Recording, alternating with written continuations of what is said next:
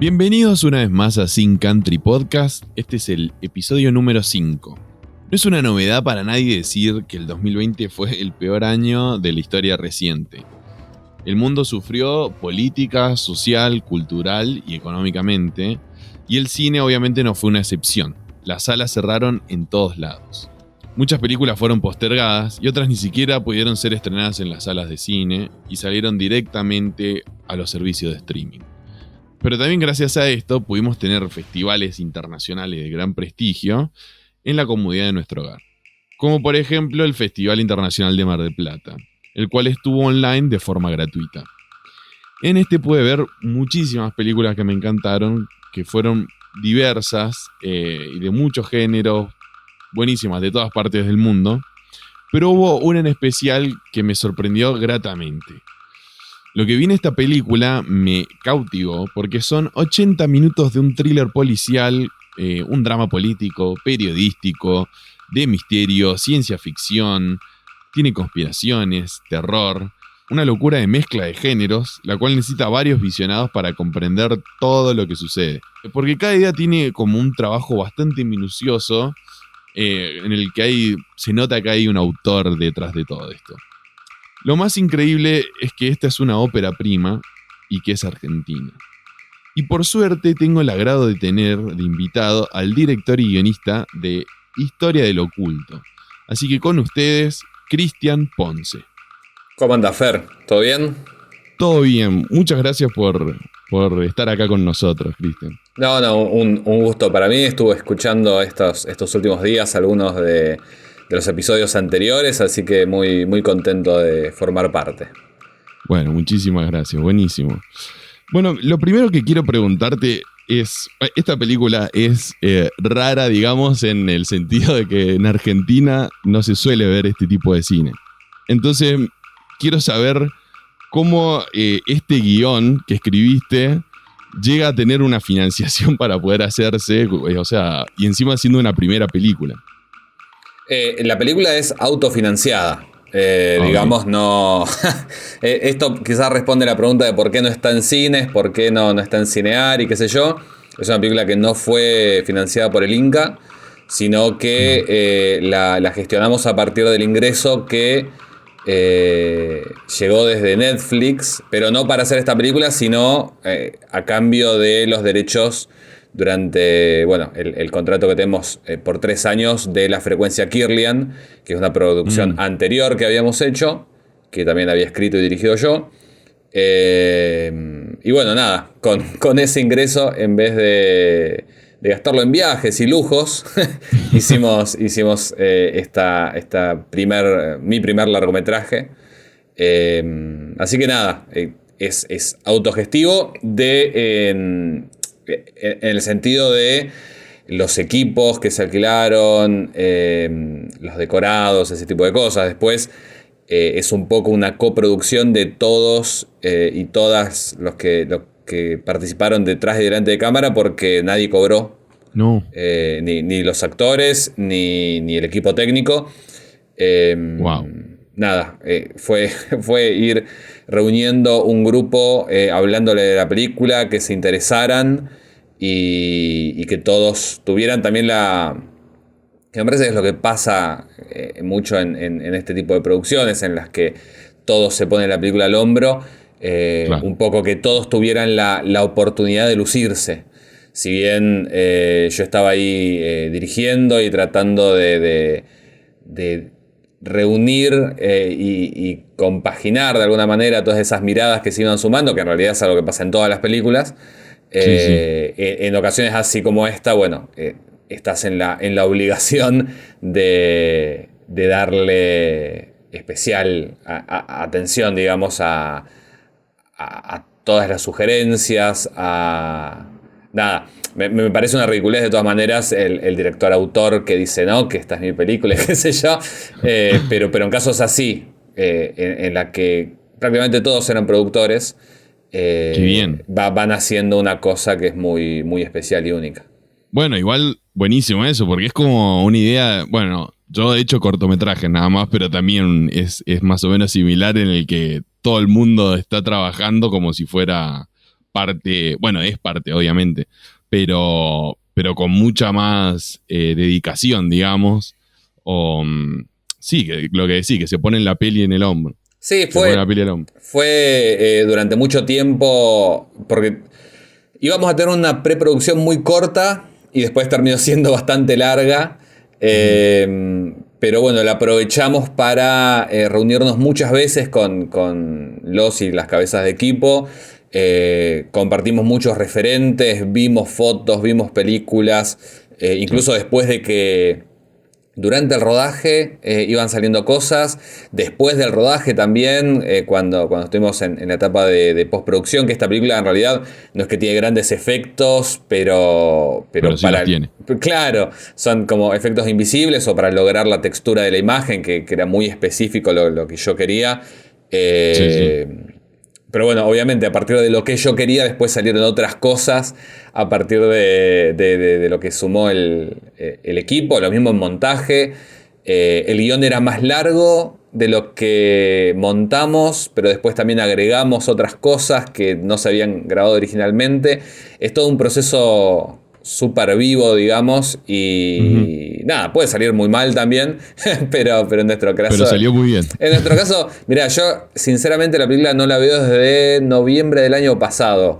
Wow. Así que nada, confío en lo que dice la gente que le ha gustado. Pero bueno, sí. Hay como cierto... Se ha generado como cierto culto a la película. Yo creo que es una película, eso lo teníamos claro como en la búsqueda.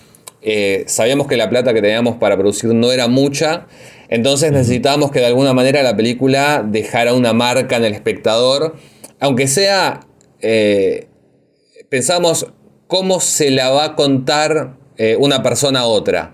O cómo va a ser la manera fácil de que se la recomienden en un festival. Y tipo, bueno, sí, en blanco y negro esa con periodistas. Entonces, bueno, agregar esos valores que le hicieran única. Y ahí entraba, bueno, primero por una búsqueda estética, el blanco y negro, el 4:3, qué sé yo. Y que después, mientras se escribía el guión, porque también fue muy orgánico eso, pensar la forma al mismo tiempo que el contenido, se terminó sumando a lo que era la historia misma, sin spoilear, digamos. Todo tiene un sentido narrativo finalmente. Igual yo creo que lo que voy a hacer es a la gente advertirles, si no vieron la historia del oculto, paren ahora, vayan a verlo porque me gustaría analizarla bastante. No tengo ganas que me digas y me expliques todo lo que pasa en la peli, pero sí hablar de muchas cosas que me interesan porque creo que es buenísima y además que me gustó bastante es todo lo que decía antes, que es una mezcla de géneros. Y que rara vez en Argentina se puede ver una película así. Sí, qué sé yo, nosotros tuvimos muchos referentes argentinos de todas maneras. Bien, buenísimo. Por un lado, déjame pensar, porque por un lado había algo muy específico que a mí me gusta del cine de periodistas, que siento que acá no estaba tan representado. De hecho, bueno, en los últimos años la imagen del periodismo de Argentina ha sido muy vapuleada, Sí. con razón en muchos casos. Totalmente. Pero bueno, a mí no dejaba de dolerme un poco porque soy muy fan de esas películas, de qué sé yo, Zodiac o Todos los meses del presidente o Spotlight, qué sé yo, Tintín, ¿viste? A mí me gusta el periodista que busca la verdad por la verdad misma como un acto de justicia. Sí, además medio detectivesco. Claro, exactamente, el periodista de investigación. Mira, yo trabajé durante muchos años en un medio dedicado a las noticias acá en La Plata, donde vivo. Y yo estaba muy manija, viste, con el periodismo de investigación y eso. Y la verdad que no había mucho de eso. Y me resultaba como frustrante. No te digo que había entrado a trabajar ahí, yo he entrado a trabajar por otra cosa. De hecho, entré a trabajar editando un programa de catch, ¿viste? De lucha libre. Pero bueno, terminé como más vinculado a lo del periodismo y no es que era una decepción, pero sí era como ver la realidad. digamos, Sí. la desromantización de esos héroes cinematográficos. Entonces también, de todas maneras, yo para la película agregué muchas de las dinámicas que pude observar en este lugar. Pero lo que sí, no hay muchas películas de ese estilo de periodistas. Está Betty Boo, la película está con Mercedes Morán, que tiene algo de eso, pero no mucho más. Entonces me parecía divertido, no solamente, bueno, también vincularlo con el ocultismo, que tampoco sentía yo que hubiera tantas películas de terror de ese estilo. Claro. Juntar esas dos cosas que yo sentía que quizás no había. Obviamente hay un montón de cine que no vemos, porque no podemos ver todo lo que existe, así que quizás hay algo. Pero yo no lo tenía visto y tenía muchas ganas de... Y me parecía que era una combinación que funcionaba. Pero, por ejemplo, yo tuve que frenar y recalcular muchas veces porque tenía esto del blanco y negro y el 4:3 y digo, nada, qué innovador que soy. y en un momento me acuerdo, porque ya la había visto obviamente en el principio de los 2000, me acuerdo de La Sonámbula de Spinner, que si lo pensás, no sé si la viste, tiene mucho de este juego de forma y contenido. Entonces digo, no, me quiero matar y qué sé yo. Bueno, la miré, digo, bueno, no es tan parecida y de última, Claro. nada. Son películas distintas, seguramente hay alguna otra. Y bueno, y después terminó pasando lo que es el inconsciente colectivo, que una serie como WandaVision de Marvel, Sí. que obviamente no vieron ni La Sonámbula ni Historia del Oculto, terminó también teniendo algo del juego que teníamos nosotros. Ese aspect ratio. Claro, sí, ese tipo de cosas. O otra que también estábamos editando, ya se había grabado la película y la miré. Y tenía un juego también similar, es Homecoming, una serie de Amazon Prime Video. También, entonces digo, bueno, hay algo que está pasando ahí con que queremos volver a los formatos anteriores, no sé. Ese es el creador de Mr. Robot, ¿no? Creo que sí, creo que dirigió Sí. o algo.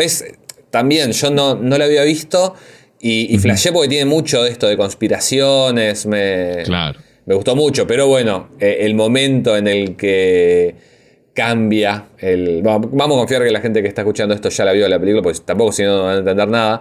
El momento en el que cambia el ratio de aspecto, digo, no, ¿por qué? ¿Por qué no terminamos nosotros la película antes? Pero nada, esas coincidencias, ¿viste? Suele pasar Sí, todo el tiempo. es parte del... Yo me acuerdo cuando empecé a escribir o empecé en la facultad y eso, uno se imagina que vas a inventar algo que no se hizo nunca antes. Claro, pero también sí, porque sí. viste, lo más innovador que viste en tu vida era Tarantino y tampoco habías visto las películas de las que había afanado él. Claro, que la Entonces, para todo. claro, y después te vas dando cuenta de que no solamente las historias se repiten, sino los juegos formales. Te vas relajando un poco y nada. También, Sí, olvídate. sí, Por ahí sí. ves una película del 1930, Sí. no sé, alguna de Fritz Lang y decís, que es una locura lo que hace ese tipo. Es más, es demasiado adelantado para la época.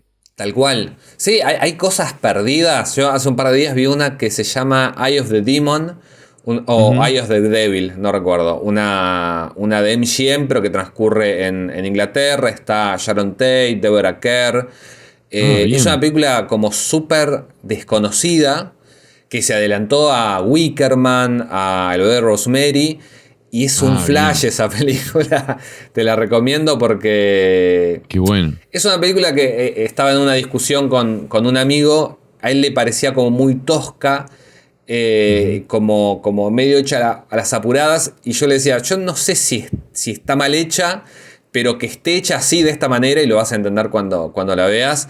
Me sirve como el sticker de Messi. Me sirve. Claro. Es muy loca. Y nada, son cosas también que están perdidas o que quizás viste cuando eras chico y no te acordás, o simplemente que mamaste del mismo referente de otra película. Exacto, sí. Suele pasar. En Estados Unidos, viste que todos los años hay dos películas que son iguales. Tenés Dante's Mal. Peak y Volcano. Tenés... Armageddon y Impacto Profundo. Exactamente. Entonces, bueno. es... Es un aprendizaje similar a esto que te decía antes de aprender a trabajar en equipo. Uno cuando empieza dice, no, voy a ser el nuevo Stanley Kubrick, qué sé yo. Y no, después te das cuenta que no es ni en pedo así el cine. Son un montón de gente por algo. Claro. Bueno, y la que me hizo acordar tu peli mientras la veía, otra que me encantó, pero del 2019 fue The Lighthouse de El Faro de Robert Eggers. Sí. Bueno, también. ¿Esa la viste? Sí. Ahí no me acuerdo si... Yo creo que el tráiler o algo ya estaba porque nosotros cuando presentamos la película en Blood Window, en un mercado de negocios en Buenos Aires en el 2019, usamos para un tráiler que hicimos, usamos música del Faro. Pero... Y bueno, y para colmo... No, sí, ya habíamos grabado, me acuerdo porque también estar viéndola y que de pronto aparece un tentáculo y yo digo, ¿qué joda? ¿Qué pasa? Pero bueno, nada. El tentáculo es lo que más me hizo como pensar en la peli de Eggers. Sí, después hay el 4-3 está en todos lados ahora, ¿viste? Hoy en día sí, mal. Es muy loco. Pero en tu película tiene mucho sentido porque también es un programa, o sea, se centra en un programa de televisión y más en un programa de televisión de los 80, que era el aspecto del que tenía en esa época. Claro. Nosotros en un momento, yo me acuerdo si ya habíamos empezado a grabar o no, o si fue algo de postproducción, pero la idea era que... no, fue antes, porque después seguimos acomodando el guión en torno a eso. Pero mi idea era saltar directamente, que el único 4.3 fuera la tele y todo lo demás ya fuera 2.35.1. Pero nada, Franco Serana, el director de fotografía, me cagó a pedo, me dijo, no, la gente se va a volver loca, es demasiado. Claro. Porque de hecho yo el referente que tenía para eso, que confiaba que podía llegar a funcionar, era el proyecto Blair Witch. Viste que ellos tienen salto de, creo que es Super 8 y video.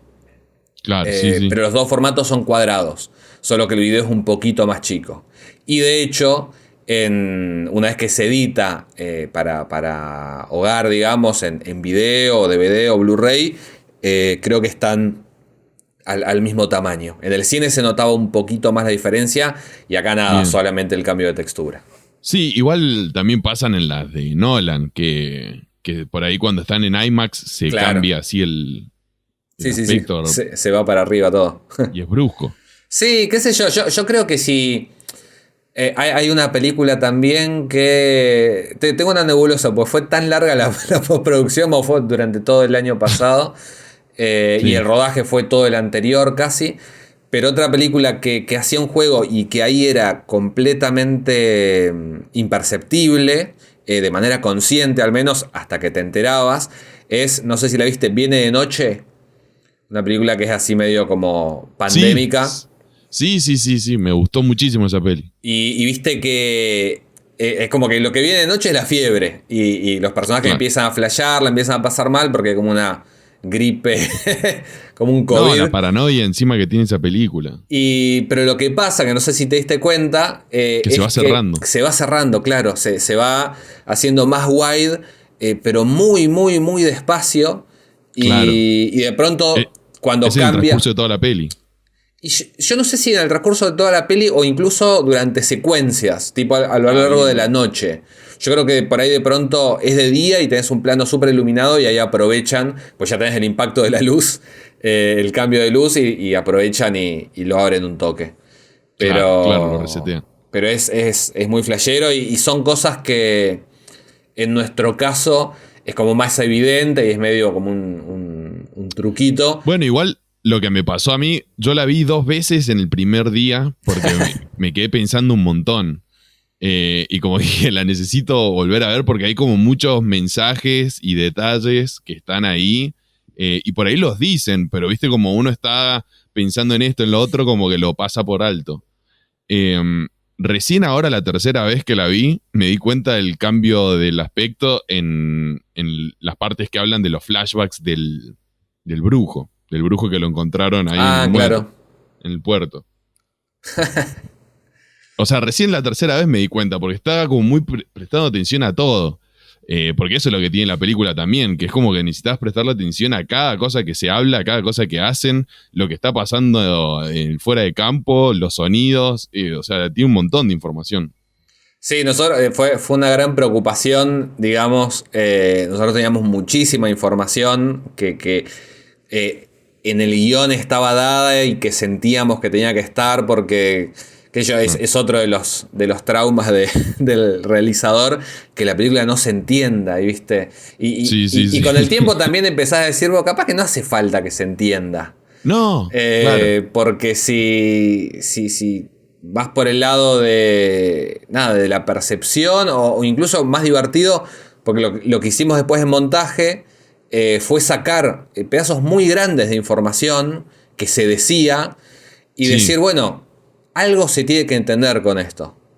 Y si no es lo que yo quiero que se entienda, porque ni siquiera es que yo quiero que se entienda algo, si no es el cuento que yo escribí originalmente y es otra cosa y está buena igual, o al espectador por lo menos le divierte eso, ya está. Como que mi misión aquí ha terminado. Era una cosa que yo lo tenía medio como una constante también a la hora de escribir el guión. Vos viste, porque lo vi en las redes sociales, habías visto hace poco, no sé si más de una vez, pero Todos los hombres del presidente la tenés presente, digamos. Sí, la vi hace poquito porque tenía ganas de tenerla fresca, la había visto hace unos años igual. Y bueno, The Post me imagino que también, la de Spielberg, que es como una especie de... The Post no la he visto, pero Spotlight sí, bueno, Zodiac que recién nombraste, viste que igual Fincher mete como cosas así, la de La chica del dragón tatuado también tiene cosas medio periodísticas, tal cual, detectivescas. Pero The Post la traía a cuento porque es una película que es una especie de precuela. O sea, The Post termina, la última escena de The Post es la primera de Todos los hombres del presidente. Pareciera que es una película de Marvel, viste, que están queriendo armar el universo cinemático periodístico. Claro. Pero el tema que tiene The Post es que te cuentan todo tanto y que el espectador la observa de manera pasiva. En cambio, Todos los hombres del presidente, vos estás ahí con ellos descubriendo y ellos no saben más que vos. Entonces también queríamos hacer eso.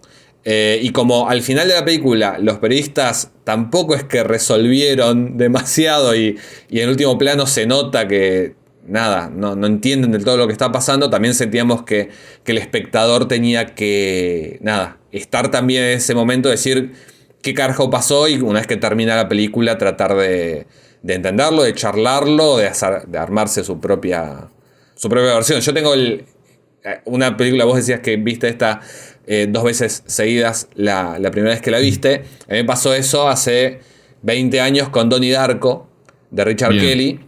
Sí. Que era una película, no sé, ahora hace mucho que no la veo y es medio adolescente. no sé qué me va a pasar cuando la veo ahora que tengo casi 40, pero cuando la vi flashé. Y es una película que es una película fallida, entre comillas, porque la agarraron los productores y la recortaron toda. Claro. Pero es espectacular eso, porque hay tantos agujeros para llenar que vos te terminás armando una película quizás mejor que el que estaba originalmente. Y después cuando sale el corte de director de Richard Kelly que te explica todo, es un bajón, porque digo, esta pavada era... Y yo nunca vi esa versión. No, nunca vi ese corte. Mejor. No vale la pena. Pero nosotros queríamos eso también. Lo mismo hicimos con algunos efectos, ¿viste? Mostrarlos muy poco y mostrarlos mal o mostrarlos fuera de foco. Este personaje quemado que aparece, para que el espectador se lo termine de imaginar, seguramente más feo, más tenebroso, más intimidante de lo que quizás podíamos lograr nosotros. Sí, a mí lo que me encantó es que hay unos recursos utilizados y además se nota que es económico.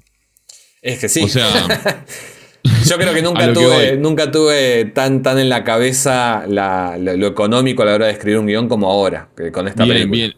Eso quería preguntarte, como mientras estabas escribiendo, porque hay unas ideas loquísimas en la peli, estamos hablando de universos paralelos, o sea, de mundos paralelos, ocultismo, bichos hasta medio Lovecraftianos, ¿viste? Así.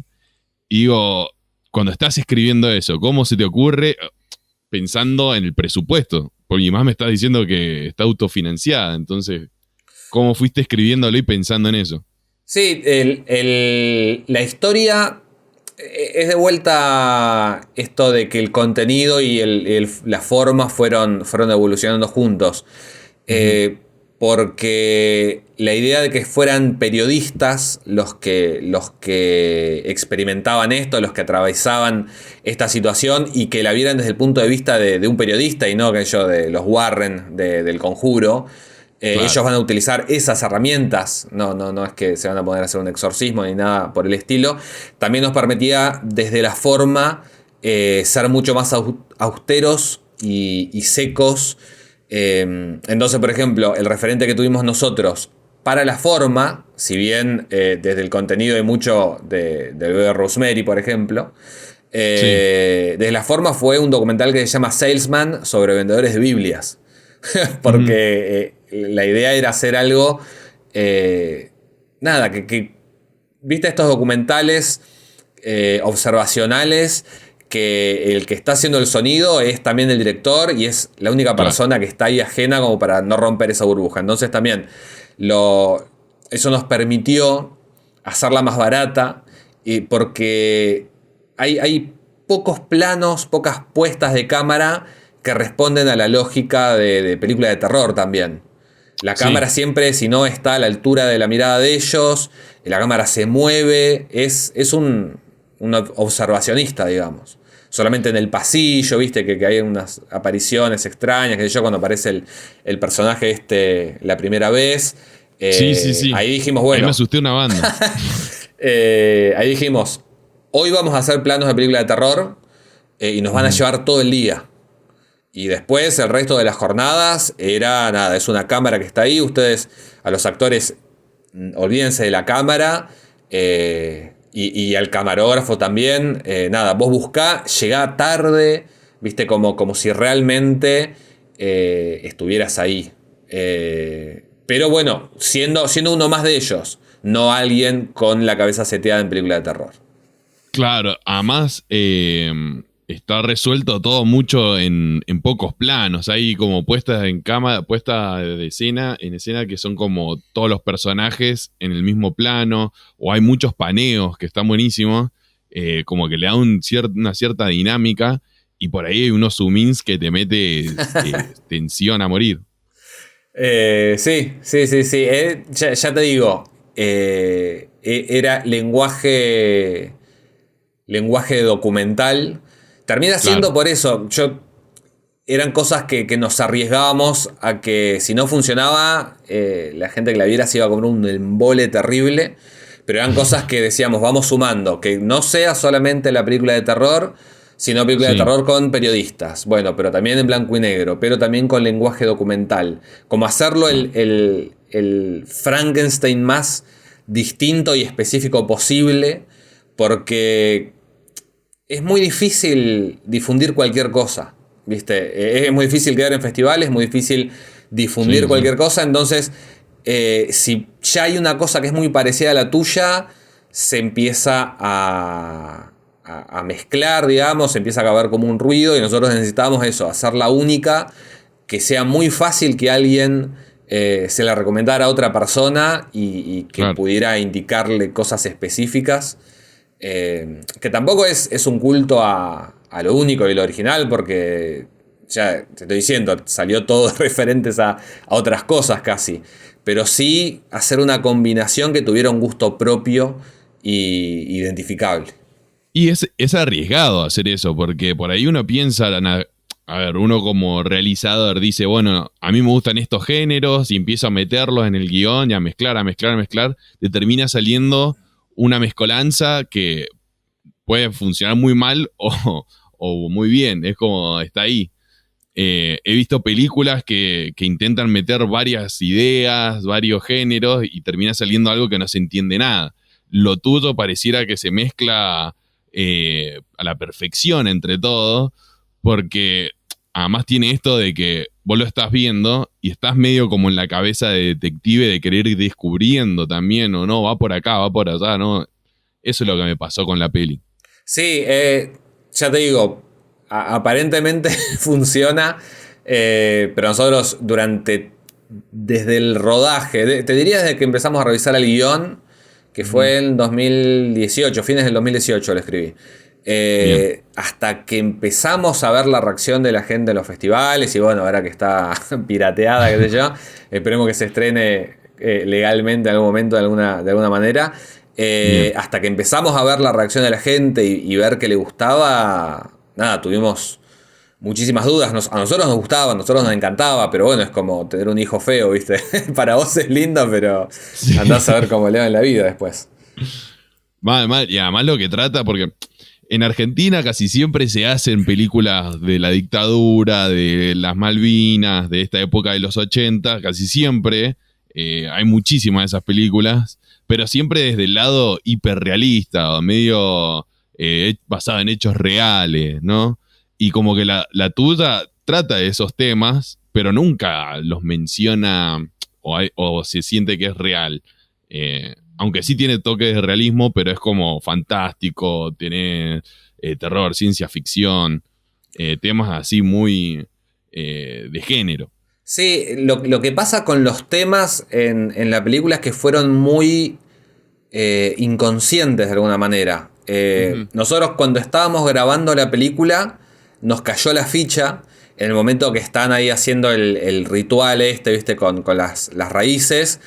Sí. Que María tiene los ojos vendados, estamos viendo el plano y nos acordamos del póster de la película Garage Olimpo de fines de los 90. Y ahí, viste, como que tuvimos un momento que dijimos, esto no lo estamos haciendo a propósito, pero está saliendo. Y bueno, ahí como que nos quedamos, nos empezamos a dar cuenta de que por ahí la película iba a contar una cosa que no era intencional de nuestra parte, porque por ejemplo, claro. Los desaparecidos. Sí. No, yo te lo juro, no era la idea hacer una metáfora de los desaparecidos de la última dictadura militar, pero a la hora de hacer, porque yo el proceso que tuve para hacer el guión fue, leí un par de manuales de periodismo de investigación, que tenían casos testigos, por ejemplo la venta de armas durante el menemismo en los 90, qué sé yo. Yo armé como una especie de caso que me diera una estructura, pero con los pies muy en la tierra.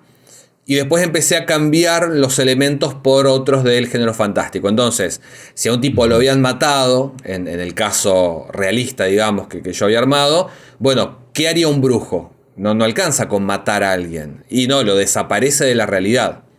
Pero era como una hipérbole de la muerte, no como una metáfora de los desaparecidos. Pero bueno, ahí es cuando vos te das cuenta. Pero salió, claro, porque yo crecí en los 80 y 90 cuando se habló muchísimo de eso. Seguro. Y es como que de alguna manera yo inconscientemente digo, bueno, un gobierno terrorista, ¿qué haría con sus opositores? Y bueno, en mi cabeza es medio eso, porque es lo que pasó acá. Pero son cosas, viste, que es lo que yo te decía al principio de, bueno, lo que entienda el espectador vale tanto como lo que se me ocurrió a mí. Si de pronto para vos es una metáfora de la dictadura y cierra por todos lados y nada, para vos cierra, está perfecto. Lo mismo lo de las Malvinas. Para nosotros, bueno, establezcamos de alguna manera y desde el principio que esto es una especie de realidad alternativa.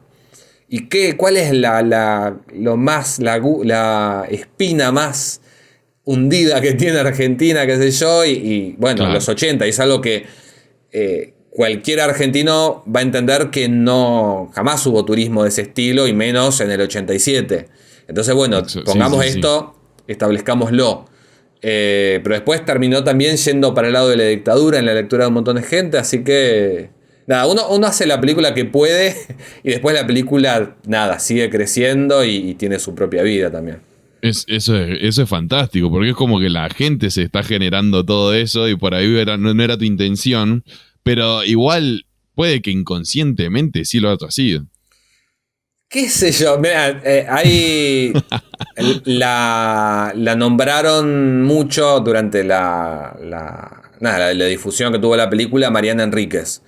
Yo me parece que ella, no sé si has leído algo, ella creo que labura muy, muy bien lo que es la combinación entre entre terror y política, pero ella lo hace mucho más consciente y nada, Sí. creo que entiende y sabe mucho más de lo que sé yo. Y de hecho la mención que hay en la En la peli, película sí.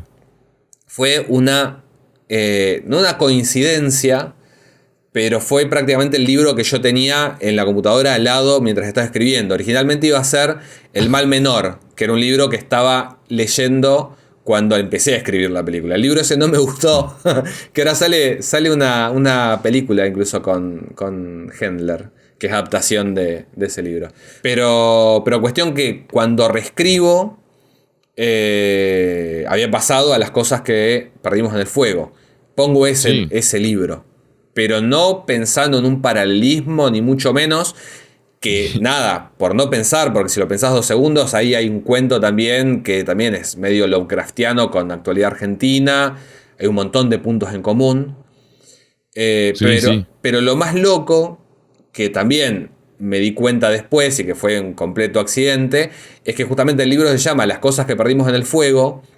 Y hay una cuestión en estos desaparecidos que hay en la película que es como que fueran quemados. Viste que Sí. cuando el periodista este que desaparece, que después vuelve con una especie de personaje quemado, dice, bueno, de pronto siento que me estoy quemando. Y es lo último que escribe. Entonces, bueno, eso también son como casualidades que pueden llegar a parecer pensadas, pero te juro que no. Bueno, igual leyendo el libro, el de las cosas que perdimos en el fuego, sí encuentro muchas cosas parecidas a la forma de narrar de la película de Historia del Oculto. Y también me pasó viendo la frecuencia Kirlian, que es como, mirá vos, tiene cosas que están hablando, ponele capaz de violencia doméstica, pero te lo meten a, no sé, alguna fábula, algún mito o leyenda urbana. Sí, es loco. La película la vio Mariana Ujú. porque también de pronto todo el mundo la etiquetaba en Twitter, qué sé yo, y me escribió y me dijo, che, me la pasás. Y dije, bueno, la miró y me dijo que le había encantado la película, pero que no le había notado nada de su estilo. Entonces, bueno, también es de vuelta la percepción que tiene, quizás para ella no tiene nada que ver, Claro. pero hay algo que, andás a ver, por ahí ella misma no nota en su literatura, porque es lo que escribe ella, pero un espectador sí encuentra un vínculo y Sí. para el espectador lector tiene todo el sentido y anda a decirle que no. ¿Qué derecho tenés de No, decirle que no? seguro. Y como hay directores que, como Lynch, que le han dicho, ¿qué significa linchiano? Y él dice, no, mi médico me ha dicho que no piense en eso. Es porque no quieren pensar ni siquiera en qué significa su propio término, no sé, que hablen de su obra. Que Tal bueno, cual. hablando de él, tu peli me hizo pensar bastante en Lynch. Qué lindo. Hay un montón de referentes que yo tengo claros porque los vi mientras estaba escribiendo o haciendo la película. Y después Ujú. es como que los referentes de cada película es todo lo que haya visto cualquiera de los miembros del equipo en toda su vida, ¿viste? Hay cosas que quizás viste de chico y no sabes si lo viste o lo soñaste, pero te Sí, quedó o una sensación y qué sé yo, Lynch es uno de mis directores favoritos, Twin Peaks es una de mis 3 cosas televisivas favoritas de todo el mundo. Tenemos un par tiene de sentido. tenemos un par de homenajes directos. Uno es el brujo cuando desaparece, viste al principio de la película. Está Ujú. inspirado en Cooper en The Return, cuando también desaparece, que está hablando con el gigante en la primera escena. La Sí. desaparición es muy similar. Y nada, después alguna otra cosa más que ahora no me acuerdo, pero sí, también el montajista, Hernán Biasotti, es súper fan, así que eran cosas que estaban ahí presentes mientras hacíamos la película todo el tiempo. Claro, sí, tiene sentido. Tiene sentido y también, viste, ahora que me decís todo esto, que por ahí no tenías pensado ciertas cosas que la gente vio como la dictadura o las Malvinas o demás. Viste que por ahí a Lynch le preguntan qué significa esto, qué significa lo otro, qué significa la caja en Mulholland Drive? Y él dice, no tengo idea. Es que sí. Me encantan esas respuestas porque es como, no sé si realmente no sabe o es porque no quiere decírselo a nadie. Mirá, yo flashé con The Return, con la tercera temporada, porque de pronto agarraban cosas súper perdidas de la serie o de la película y le daban otra vuelta de tuerca. Sí. Incluso que cosas que no fueron... Ahí tenés un ejemplo de algo que se terminó de armar en mi cabeza, porque no está explicitado en la serie, pero si vos agarrás, viste el versito este de Fire Walk With Me, que dice, ahora no me acuerdo exactamente, pero dice un mago que se mueve entre dos mundos, fuego camina conmigo, qué sé yo, y lo pensás en tanto el momento en que... Vos viste la tercera temporada, no te quiero spoilear. No, sí. El momento en que Cooper aparece y la rescata a Laura, digamos, que impide que ella muera, básicamente ese versito está hablando de eso.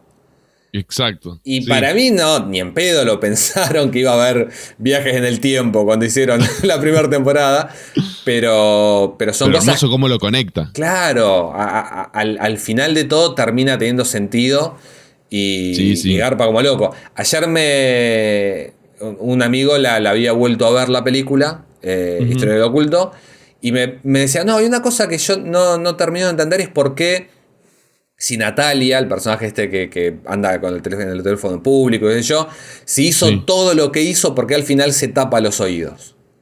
Yo la verdad que no lo sé tampoco. Pero la imagen está buenísima. Y claro. Es como que... a mí me causa gracia porque es como, ¿viste Disaster Artist? La de Jim Franco, que es el rodaje de Room. Ah, sí. Sí. Que el chabón en un momento le dicen, ¿por qué se ríe cuando está contando esto tan terrible en la escena esa de la terraza? Y el chabón le dice, y la gente a veces hace cosas que no tienen mucho sentido. Y para mí es un poco eso. Exacto, sí. Obviamente, un personaje que es bueno toda la película no va a matar a una vieja de la nada. No, claro. Pero hay cosas que nosotros mismos no sabemos por qué las hacemos. Y hay como... Igual tampoco me lo cuestioné eso, porque tiene sentido una chica que se asusta al ver, porque me imagino que están viendo colores, están viendo la realidad de una manera distinta. Pero si me pregunta por qué lo está haciendo, no lo sé. Sé que en ese momento era como que el plano pedía eso, el guión pedía eso, era una imagen que estaba buenísima y nada, que la lógica no nos separe de una imagen que esté buena. Sí. Bueno, y otras veces que vi también, cuando la volví a ver la peli, hay como ciertos... esto lo sé en inglés, que se llama un setup y un payoff, ¿no? Cuando están hablando con Natalia, le dicen como, llevas eso, sabés usarla, no sé qué. Yo cuando la vi la primera vez, que ella le pega el tiro al brujo, yo dije, ¿dónde sacó un arma esta tipa de la nada? Pero después, claro, al verla, eso es lo que me encanta de la película, que tiene como esos diálogos cortitos, chiquitos, o detallitos que sí te lo están diciendo, están ahí. Tal cual. ¿Por qué la decisión de nunca mostrar a Von Merkens? Es muy difícil en producción, es horrible la respuesta que te voy a dar, pero es muy difícil en producciones chicas conseguir actores grandes. Nada, cuesta mucho porque, nada, quieren estar en su casa con su familia, básicamente. Y nos parecía de todas maneras que era divertido como tener estos personajes, porque a veces es uno, pero a veces hablan de los Von Merkens. Claro. Nada, dejar como una cosa, claro, como una cosa reservada, porque también se habla de muchos personajes que no vemos. Eso también es algo que sacamos un poco de Todos los hombres del presidente, que, viste, la primera vez que la ves, dicen 4 millones de nombres y nada. Te pierden un montón. Claro, y llega un momento que te das cuenta que no importa, porque el que importe va a aparecer después, a la segunda, tercera vez que la ves. Pero bueno, nos parecía. Tampoco se veía Velasco en el guión original. De hecho, bueno, las fotografías que aparecen se sumaron después. A mitad del 2020 grabamos eso específicamente. Bien. Porque, nada, ya te digo, en el momento no había un lugar para Velasco, para el presidente en la película. Pero después teníamos esta inseguridad de que, bueno, a veces se le dice el Magus, a veces se le dice Velasco, a veces se le dice el Doctor. Necesitábamos una cara a la cual anclar eso. Claro, sí. Y viendo todos estos referentes, yo no sé si fue por esa época, si Hernando o yo volvimos a ver JFK de Oliver Stone, que tiene Oliver esto Stone, sí. de las fotos, o no me acuerdo si era JFK o I como Ícaro. Y dijimos, bueno, hagamos unas fotos. Usamos las fotos que hay algunas de Alfonsín, qué sé Como yo. archivo. Claro. Y era algo que estaba total y completamente dentro del tono, del género y de la estética que estábamos usando. Y terminó sumando, ¿viste? Y eso también le agregaron, viste, cuando le preguntan cuántos hijos tiene eso también le agregaron los archivos, eso de la foto, o sea, los escritos que hay. No, eso estaba. Ah, ok. Es muy random, ¿viste? Es como que a posteriori le encontrás una lógica, si querés. Pero en el momento... A mí el proceso de escritura es una cosa que me fascina. Primero porque me gusta mucho escribir. Bien. Pero la manera en que escribís una cosa porque sentís que está buena y después termina teniendo sentido es muy loco. Obviamente hay gente que escribe al revés. Que siento que soy como bastante intuitivo para escribir. Hay gente que se arma de un cuadro sinóptico y... De hecho, bueno, para la película el equipo de arte me pidió como una especie de árbol con los integrantes de esta conspiración. Y ahí tuve que agarrar el guión, anotar todos los nombres que se decían y a posteriori, bueno, empezar a armar, bueno, qué relación hay entre este y este. Y bueno, eso aparece en el fondo en algún momento. El personaje de Casper Uncal lo está mirando, pero tampoco es que jamás pusimos un plano específico de eso mostrando cuál era la relación entre los personajes. Pues también, qué sé yo, muchas veces medio en chiste, medio en serio, hablamos de hacer otra película que pasa en este universo y si ya de una quemábamos todos los barcos, viste, en la próxima íbamos a estar como demasiado atados. Sí, pasa eso que la película, o sea, no te explica tanto, como que recién al final te empiezan a decir más o menos de qué se está tratando, porque a mí me pasó que dije, están hablando de ocultismo, están hablando de conspiración, están hablando de, o sea, conspiración política, periodismo, hay un montón de cosas, pero todavía no me queda claro bien todo lo que está pasando. Y hay un recurso muy bien utilizado al principio, que es como que le dicen a María, a ver, hagamos un resumen de todo lo que tenemos. Y entonces sí. María como agarra y empieza, tenemos esto y es como una exposición excelente porque te cuenta todo lo que necesitamos saber, por lo menos hasta ahí, y de una manera orgánica, digamos. Sí, es el momento Christopher Nolan de la película. Sí, bueno, eso era también una cosa que... Más allá de vuelta la inseguridad de que no se entienda algo, es como era una decisión consciente de que esto que te decía antes, de que el espectador tenga la misma cantidad de información que ellos. Claro, sería como, bueno, un brief para el espectador. Estás en este momento, porque la película también viste como que es medio en tiempo real, va a durar lo que es esta experiencia, tu visionado. Así que bueno, vos sos parte de esto, te contamos rápido porque ya salimos al aire. No, hermoso. Me encantó eso porque yo siempre o sea, desde chico que veo películas, ponele, y cuando hay una bomba de tiempo y te dice 5 minutos, no sé, ¿viste? Y decís, bueno, sí, pero pasó media hora en la película, o capaz menos. En esta película son 60 minutos antes de medianoche, son los 60 minutos y va pasando y además tenés el relojito al lado. Sí. La idea del relojito era, viste, como... Habrás visto, me imagino, Historias Extraordinarias, la de Ginás. No la vi nunca esa. Peliculón. Y me falta la flor también. Me gusta un poco menos, pero Historias Extraordinarias está completa en YouTube, se ve bastante bien. Dura 4 horas. Y antes de las proyecciones, o al menos a las que fui yo, porque fui 2 o 3 veces a verla al cine, siempre había un productor o una productora y te decían, son 19 capítulos en los que está dividida la película. Hay placas, viste, que te dicen capítulo 1, capítulo 2. Entonces, bueno, si ya se sienten cansados, de pronto van a ver que es el capítulo 17, pueden aguantar un poquito más. Lo decía medio como un chiste, pero cuando vos vas viendo la película, sos consciente y de pronto decís, uy, faltan dos y no se resolvió nada todavía, ¿qué va a pasar? Entonces queríamos también eso, la urgencia que te daba el contador ese que está en el programa de televisión, y que el tipo está dando vueltas todavía, que no está contando nada y quedan 20 segundos. Mal. Y bueno, termina pasando lo que pasa, que finalmente pierden, entre comillas, porque el tiempo estaba dado, el tiempo no se podía mover. Ahí. Que en realidad nosotros lo manoseamos un poco también a lo largo de la película, ese timer, pero bueno, nada, es vital y es una cosa que arrancó siendo como algo estético que nos gustaba y terminó teniendo esa importancia narrativa. Sí, además le da el toque de suspenso. Y también vi que en la temperatura, tenés la hora, la temperatura, va subiendo la temperatura cada rato.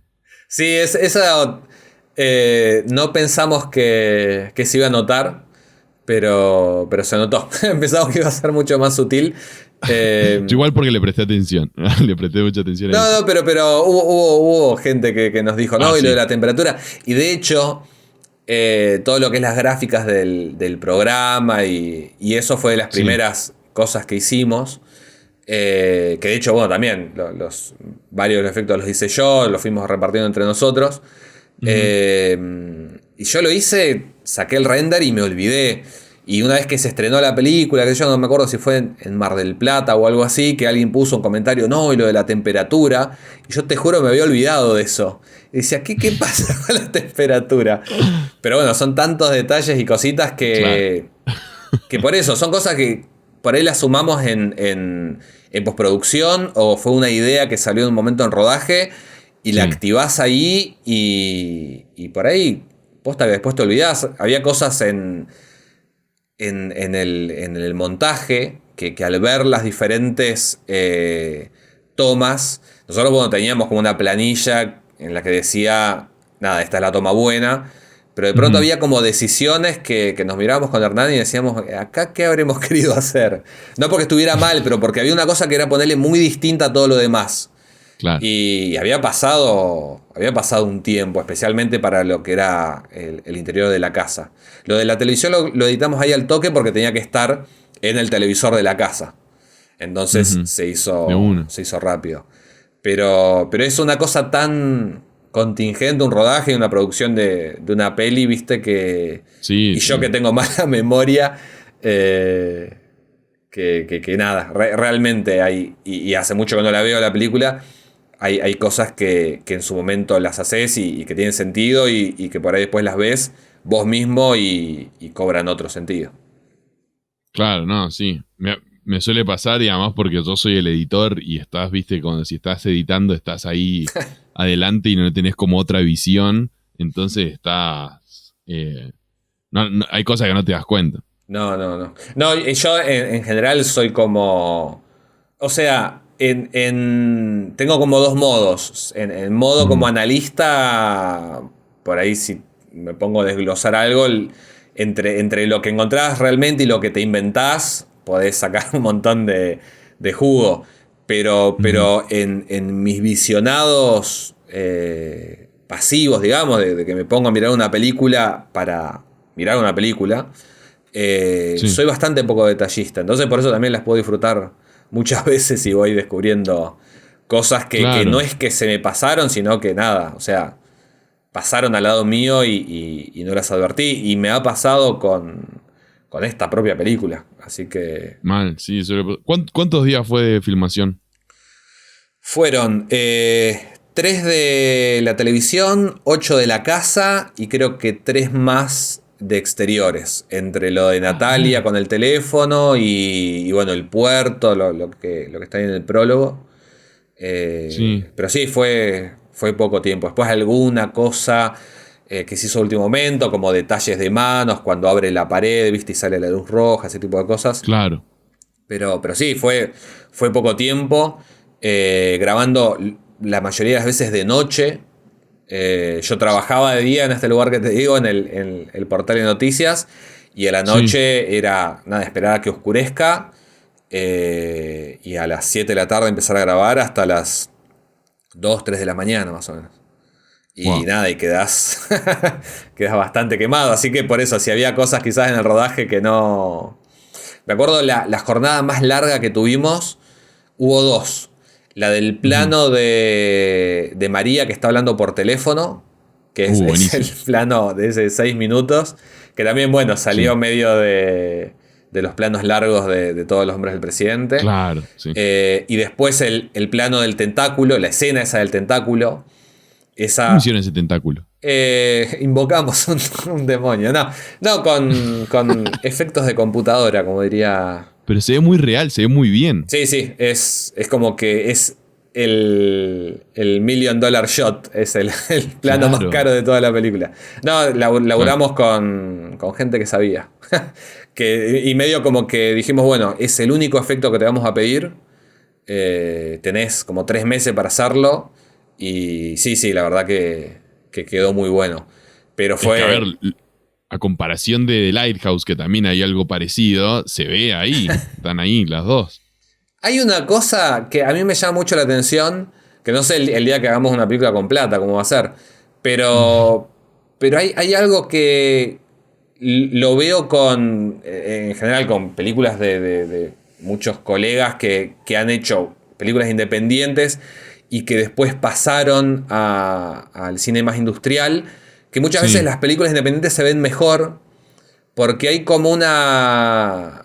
Como ya sabes que es gratis, que estás laburando gratis, y lo que te mueve es la pasión, de alguna manera, creo que... Con más ganas, ¿sí? No quiero decir que la gente que hace cine industrial no lo hace con ganas, pero me ha pasado, qué sé yo, que nosotros lo que es la gráfica del canal de televisión, la laburamos muchísimo con Hernán Bengoa, que es mi coproductor de La Frecuencia Kirlian. Le buscamos el sentido, qué sé yo. Y después quizás viendo La Odisea de los Giles, que en un momento se ve un televisor y es el graph más feo que vi en mi vida, tipo que lo hicieron en una tarde. Y vos decís, miércoles, ¿qué pasa acá en el medio? Sí. Y bueno, muchos efectos se ve no solamente películas argentinas, que yo siento que nuestro tentáculo está bien que no interactúa con ningún personaje, que eso lo habría hecho más difícil, pero creo que el tentáculo está a la altura de cualquier película de una producción grande. Sí, es lo que te digo, de Lighthouse, que, a ver, es una producción de A24, también es una producción independiente, pero dentro de Estados Unidos. Claro. Tiene a Willem Dafoe, a Robert Pattinson. La película independiente de ellos es la más cara de Argentina. De acá, claro. Sí, por eso me parece que está muy bien resuelto. Y creo que porque la película tiene muy, muy buenas ideas y están bien resueltas todas. Y creo que me parece, no sé si estoy en lo correcto, vos sos medio fan así de los cómics, de las novelas gráficas. Sí. No sé si hay algo específico, pero... No, porque alguna relación que hayas visto. La película tiene como una onda medio, ponerle novela gráfica, me hizo pensar como en Watchmen, viste, que es como que tenés un mundo paralelo a la realidad que conocemos, y en un punto histórico, bueno, acá de Argentina, y también me pasaba como que pensaba, esta película podría ser una peli yankee tranquilamente, pero con tema de Vietnam, ponele, no sé. Visite Vietnam.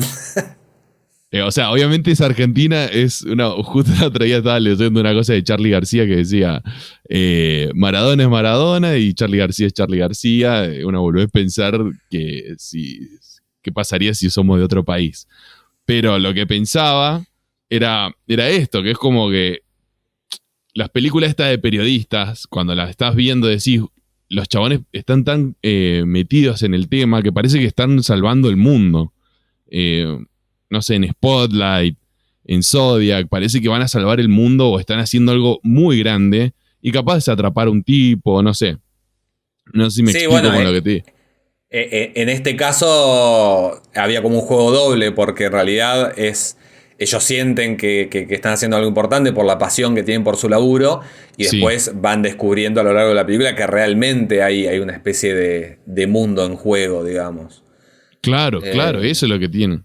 Bueno, lo de Watchmen es otra cosa que también yo lo leí después de que hicimos la película. Que hay un montón de cosas que en realidad yo lamento no haberlos leído antes para sacarle más jugo, ¿viste? Porque me pasó. Pero capaz que por eso salió así. Sí, quizás después está como demasiado contaminado. El primero que me lo dijo fue De Caro, que la vio la película en una de las primeras versiones, se la había pasado, y me habló de esta relación con Watchmen, y ahí, nada, había salido justo una edición de Watchmen acá de Omnipress, y ahí lo leí, bueno, sí, veía que... de hecho hacen referencia a Woodward y Bernstein de Todos los hombres del presidente en un momento, como que los mandaron a matar, una cosa así.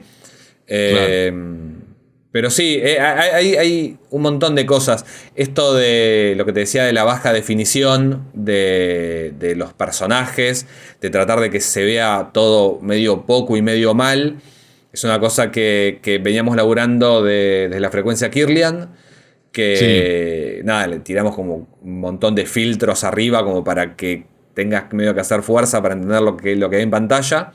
Quisimos hacer algo similar a esto en la película, en Historia del Oculto, porque también cuando aparece el personaje este, que es como un personaje quemado, medio como un emisario del más allá, siempre se lo ve o muy oscuro, o se ve en la televisión y el televisor anda mal.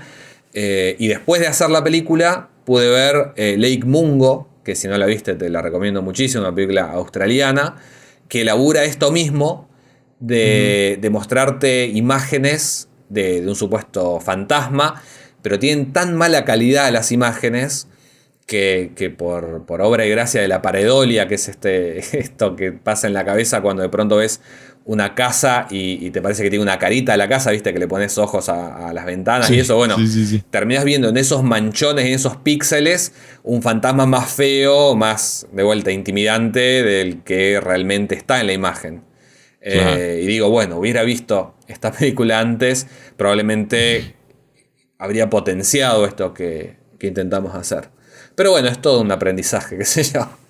No, sí, y la otra secuencia de sueño que en la que está, creo que es Lucio el personaje, que es todo rojo y se le empieza a cambiar la cara como una calavera, hay un cuchillo, eso me encantó, o sea, visualmente está muy bueno eso. Sí, eran cosas que a nosotros nos hacía un poco ruido lo del tentáculo porque se salía un poco de la estética, ¿viste? Porque no, que yo... ¿Qué puede ser? En Contacto en Francia no hay un efecto así, un tentáculo así. En El Exorcista tampoco. Pero ese particularmente de la muerte de Lucio, nada, en El Exorcista hay de esas cosas, ¿viste? Imágenes que duran un par de frames. De hecho, toda la secuencia esa está inspirada en un tráiler del Exorcista que creo que lo sacaron de los cines porque le daba epilepsia a la gente. Una cosa así. Buenísimo. Que ahora que pienso habría que ponerle al principio de la película un cartel de estos de nada, que hay muchas luces y cosas. Pero... Igual creo que el público también cambió, no sé. No, pero viste que supuestamente ahora Invincible, la serie esta animada de Prime Video, en todos los capítulos tenían el cartel al principio porque nada, o sea, si tenés epilepsia te mata eso, o cualquier otro tipo de... No cualquiera, pero hay muchas afecciones así neurológicas que los cambios repentinos te triggerean. Así que no sabía eso. Puede ser que esa escena tenga... Nos ocasiona algún tipo de problema, pero bueno. De acá que se... o sea, no quiero decir que se lo buscan, pero si la ven pirateada y les pasa algo malo, bueno, no hay que verla pirateada. Pero acá en Argentina no se puede ver legalmente, ¿o no? No, lamentablemente por ahora no. Solamente, de hecho, es como súper random. En España tuvieron dos perlitas, digamos de alguna manera, que fue que la tienen legal para ver en esta plataforma que se llama Filmin. Que yo tengo entendido que hay gente que tipo usa un VPN y la puede ver. No, acá. Que yo me da muchísimas ganas de probar porque tiene un catálogo, esa plataforma, que te vuelves loco. Y a su vez, España fue el único país donde se vio el corte anterior de la película en Sitges, que terminaba con una canción que después dijimos, si tenemos que pagar los derechos de esta canción va a salir más caro que toda la película. Así que la terminamos sacando, y también fue algo que terminó sumando, porque con esa canción, que no voy a decir cuál era, pero con esa canción terminabas en un mood completamente distinto a la película. Y esta versión, que está un poco inspirada en el final del Planeta de los Simios, con ese océano que se escucha de fondo y es lo único que escuchás, es como mucho más desoladora y nada, te deja bastante abajo, y sentíamos que servía más para el visionado final. Sí, ahora que mencionaste el Planeta de los Simios. Mira, la has mencionado, el Planeta de los Simios, El Exorcista, El Bebé de Rosemary, Todos los Hombres del Presidente, y todas esas películas salen en tu película. Bueno, el Planeta de los Simios lo vi en un corto tuyo, que como hay que... o sea, que tiene la idea, digamos, del Planeta de los Simios, más o menos, o por lo menos la estética. Sí. Pero el Bebé de Rosita sale El Exorcista, que es actuado por Andrea del Boca, y Todos los Hombres del Presidente está actuada por Martínez y Marrales, no están por Hoffman y Redford.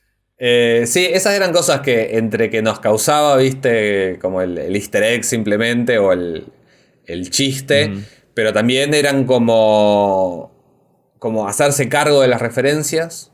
Y a su vez también como marcar una especie de clave de lectura y contrato con el espectador. O sea, si ya en uno de los primeros planos ves el póster de Todos los Hombres del Presidente, bueno, probablemente tenga alguna incidencia en lo que vas a ver después. Y además teníamos la oportunidad ya desde el principio de establecer esto de la Argentina paralela. Porque hay una cosa, viste, en Argentina, en Estados Unidos lo hacen todo el tiempo, acá es muy raro que se inventen presidentes, por ejemplo. Si una película en Argentina transcurre en los 90, presidente es Menem. Sí.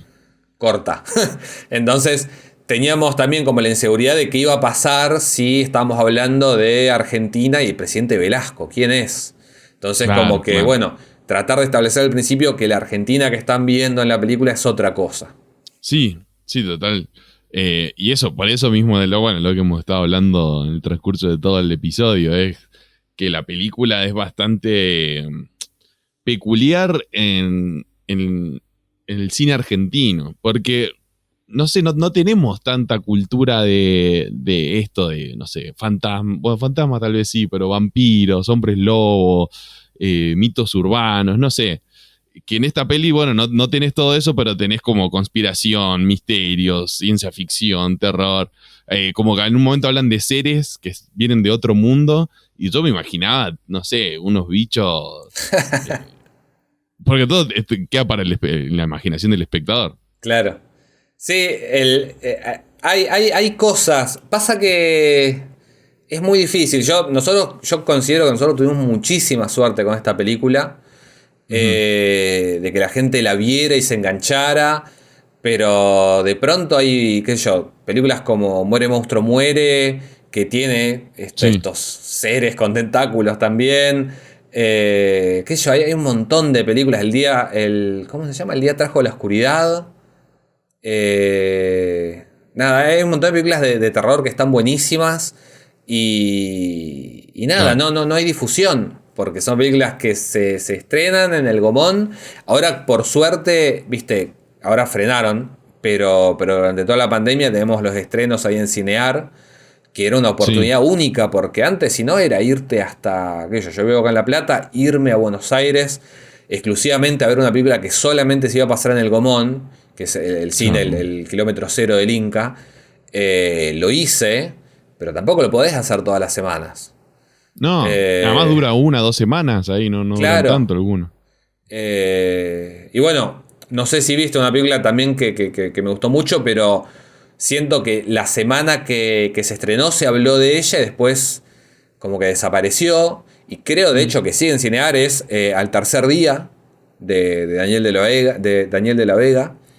No lo he visto. Es Es una película muy linda. A mí, en general, no me había gustado mucho lo que había visto de La Vega. Tampoco había visto todas las películas, Ujú. pero nada. Esta película es... No te quiero contar cuál es el monstruo clásico en torno a quien gira la película, pero hay como... También como un recontar, un monstruo clásico contándote otra cosa. Y tiene una carga estética la película también así, onda 70s, que está buenísima. Yo la verdad la vi y flashé. Y bueno, ya ves, o sea, conoces mi película, que ni siquiera está para ver en ningún lado, y esta Ujú. película que tuvo un estreno, que nada, lamentablemente, y me parece que es una película que está buenísima, que se estrenó, tuvo difusión, pero Sí. que nada, se empezó a perder porque... O sea, perdón, se estrenó pero no tuvo prácticamente difusión. Yo no sé en Buenos Aires porque bueno, también fue pandemia, no sé si hubo carteles, ese tipo de cosas. Claro. Pero lamentablemente no se pierden. Siento que las películas de terror más clásicas argentinas también es como que la gente no termina de comprarlas, el público argentino. Sí. Y quizás, bueno, Historia del Oculto tuvo la diferencia de no intentar tanto hacer una película de terror, sino una cosa medio rara. Y por Sí. eso como que Un se híbrido. la dejaron pasar, claro. Claro, porque lo que me parece raro es que la gente acá en Argentina, debe pasar en un montón de países también, pero bueno, conozco la situación argentina, de que adolescentes o chicos o bueno, jóvenes o de todas edades van y ven películas de terror estadounidenses y les encanta y esas son las que tienen más por ahí, sacando obviamente los superhéroes, las películas de acción y todo eso, son las que más recaudan por ahí las películas de terror estadounidenses. Y ¿por qué no aportan al cine de terror argentino? Eso me parece siempre muy raro. Yo creo que estamos acostumbrados a ver lo que pasa afuera. Pasaba que yo en los 50, en los 60, con las historietas de Westergel que transcurrían en Londres, ¿viste? Recién el Eternauta transcurrió en Argentina. Siempre Claro, pasaban en otro lado porque era más fácil que te lo creas, porque conocemos quizás más a través de las pantallas esa realidad que la nuestra. Nosotros tampoco tenemos esa relación con esa clase de monstruos. Que yo, hay obviamente leyendas urbanas y leyendas en el norte, sí, sí, sí. pero para la gente de la ciudad quizás son más difíciles de asimilar, que ellos son como muy sexuales, ¿viste? El bombero con sus genitales gigantes. Es más fácil ver un hombre lobo, que ya lo conocés, ¿sabes? Y de hecho, si de pronto cambias un hombre lobo por un lobizón, que Sí. su principal alimento es la materia fecal de las gallinas, según las leyendas de Ujú. Argentina y de Brasil, como que te la baja un toque. Entonces, siento que la realización acá en Argentina está como en una puja entre tomar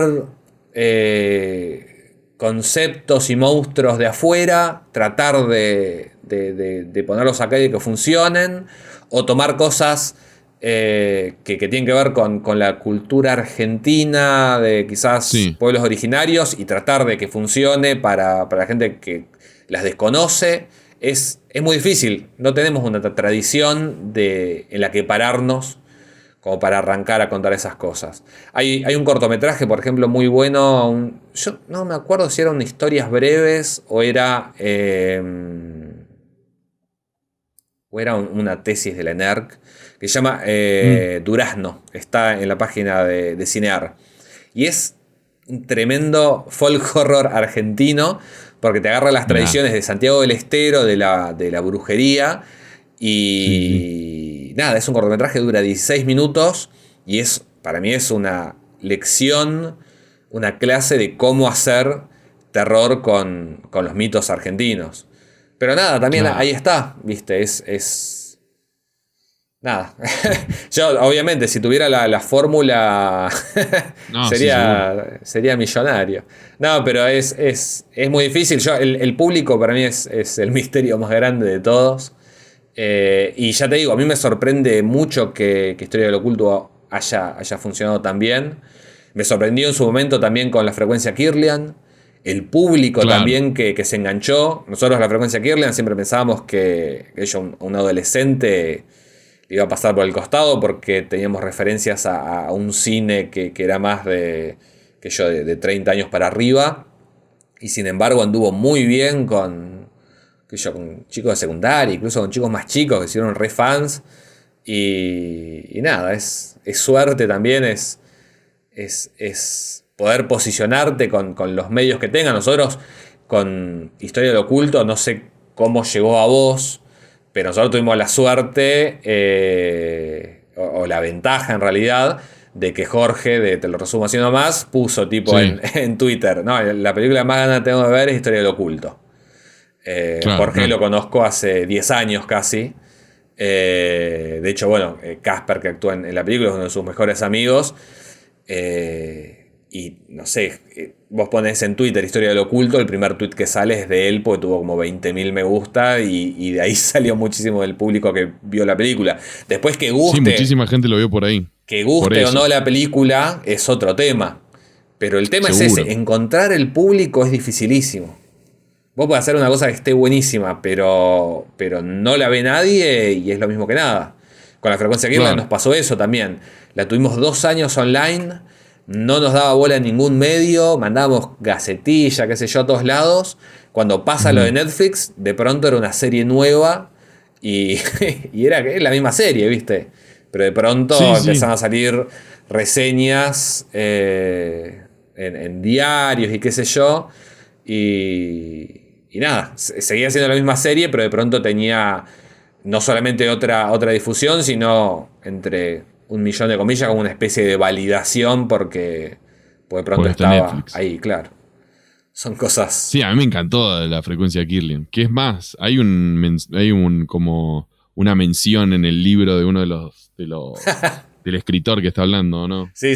Bueno, eso también la tapa esa que aparece 2 segundos en pantalla, la armamos con Hernán Bengoa y fue eso, pasarnos toda una tarde viendo tapas de libros de estos que se llaman Paperbacks from Hell, viste que era como la moda de hacerlos cuanto más escabrosos para llamar la atención. Bueno, vimos un montón de cosas, estuvimos jugando en el Photoshop toda una tarde y pusimos también a Policompañeros Motorizados, que es una serie que hicimos antes. Hay referencias a todo ahí en el libro de... Bueno, y pasa también al revés. En La Frecuencia Kirlian hay una mención a Historia del Oculto en el último episodio. Ah, claro, en el videoclub. Sí. Sí. Y bueno, si no nos promocionamos nosotros, ¿quién nos va a promocionar? No, está perfecto. y no hay una chance de hablar con Netflix, ya que tienen un cierto contacto ahora con La Frecuencia Kirlian. ¿No tienen como una cierta forma, una chance de poder distribuirlo por ahí, la Historia del Oculto? Mira, nosotros no tenemos contacto directo, o sea, yo jamás hablé con nadie de Netflix. Okay. Pero bueno, entendemos que la vieron y que en primera instancia no les interesó. Así que nada, ahora lo que estamos intentando hacer es poder asociarnos a alguna clase de agente de ventas que la pueda mover realmente, porque viste, nosotros no es la preparación que tenemos. Obviamente hay realizadores que son además súper vendedores, pero bueno, quizás hayas notado a lo largo de esta charla que no soy tampoco la mejor persona para vender mi trabajo. Así que bueno, ahí ves. Lo de que La Frecuencia llegue a Netflix fue una casualidad increíble, porque justo nos hicieron una nota en una radio de Buenos Aires, una de las 2 notas que nos hicieron así a nivel nacional, y justo dio la casualidad de que un agregador de Netflix la escuchó porque estaba volviendo tarde a su casa de trabajar. Tipo, si hubiera habido mejor tránsito en Buenos Aires, nada, seguiríamos en Vimeo y en YouTube. Claro. Bueno, igual, en uno de los episodios estuve hablando con Jonathan Cuartas, que hizo una peli que se llama My Heart Can't Beat Unless You Tell It To, que estuvo en Sitges y creo que estuvo compitiendo con Historia del Oculto. Mira, no la recuerdo ahora. Bueno, en castellano es Mi corazón no late si no se lo dices.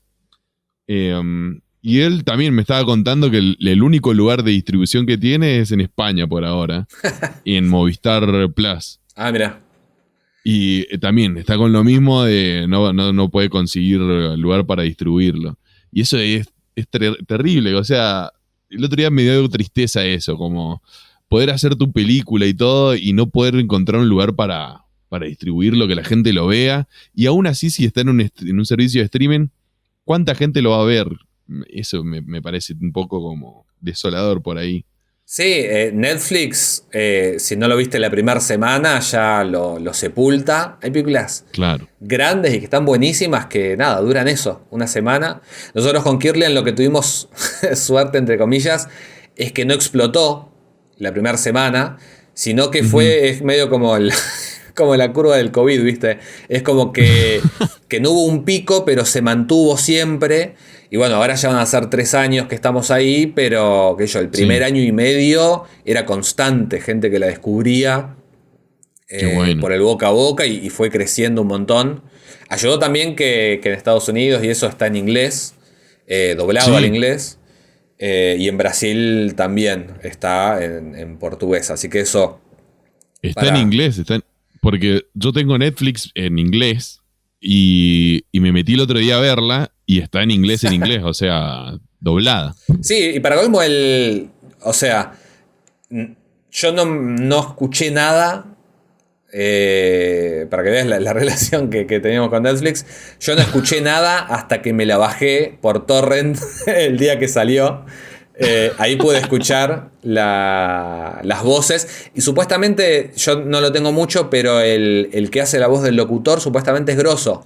Tipo como que hace Ah, doblaje de animes allá, como que en animación lo tienen muy bien. presente. O sea que vos la Pero estás pegando y no tenés ni idea. no, sí, por eso son las cosas raras estas de estar tan lejos de todo. España tiene un público para colmo que entre que son Sí. súper manija, ¿viste? Fue el primer público que tuvimos nosotros, porque incluso antes de Mar del Plata creo que fue no solo Sitges, sino Terror Molins, que ahí la película estuvo mucho tiempo ya ahí en Filmín, así que se vio Ujú. muchísimo. Y como nada, súper apasionados. Y tienen un mercado ellos también. Que, qué sé yo, ahora salió un libro sobre folk horror que Sí, lo vi. me invitaron a escribir el prólogo el año pasado. Ya agotó la primera edición. Qué loco. Y sí, es loco. Acá se editan cosas súper copadas. Pero nada, es todo el tiempo estar luchando con la difusión y yo no sé si se agotan las tiradas, ¿viste? Hay libros Ah, como los que saca el equipo de Cinefania, tipo TV ujú. Shock, hay un libro que es todo sobre telefilms de terror súper perdidos y nada, es un libro que tiene ya algunos años, no sé realmente si habrán hecho más salidas, pero lo seguís viendo, ¿viste? No es que se agotó. Y es un libro que tampoco es Claro. tan conocido y es el laburo, la investigación que hay ahí es increíble. Y yo creo que eso en España se agota, no sé, en una semana.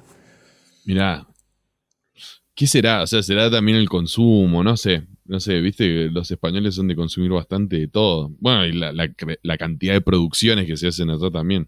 Ellos arrancaron también antes con... Porque ellos ya desde el Vamos en los 70 tuvieron, en los 60 y 70 tuvieron mucha producción de cosas de terror y eso.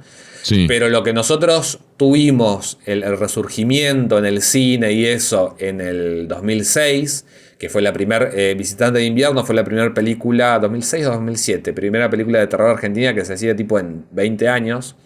Ellos lo Mm, tuvieron en medio de los 90 que arrancaron con Alex de la Iglesia, viste, sí, sí, sí. con El Día de la Bestia, con Tesis, con esas cosas, a nivel industrial, y no pararon más.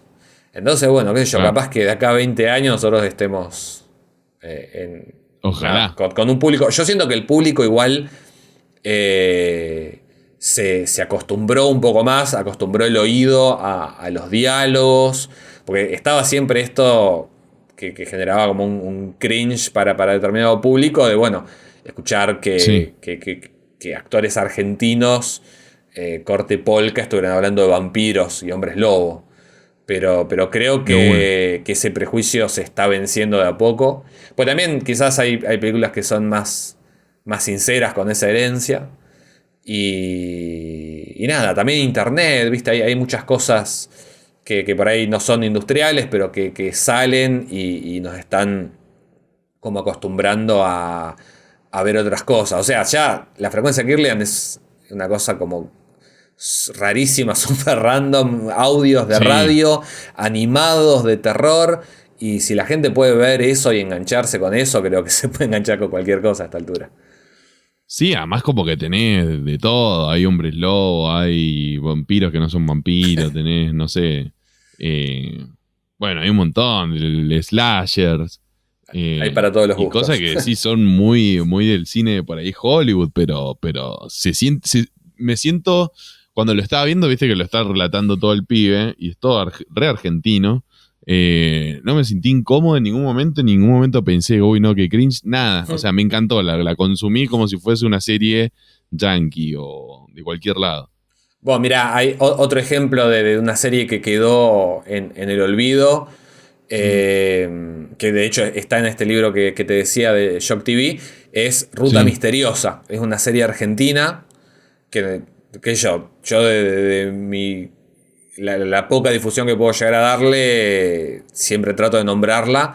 Es una serie del 2008, 2009 me parece, que nada, es una estación de servicio en pleno corazón bonaerense, en la que pasan cosas raras. Entonces, un día aparece un asesino, otro día aparece como una especie de perro medio lobizón, y cada capítulo tenés una cosa distinta. Y nada, eran de estas series, viste, que se produjeron de los concursos de televisión digital, y Canal 7 las estrenó, tipo en una semana la quemó y nunca más. Tipo, la estrenó un lunes y terminó el jueves de la semana siguiente, eran 8 capítulos y nunca más. Y ahora está en Contar, por ejemplo, en la plataforma Contar. Ahí la podés ver, te la recomiendo mucho. Y es una serie que está buenísima. Bueno. Y ¿Cómo se llama? ¿Me lo repetí el nombre? Ruta Misteriosa.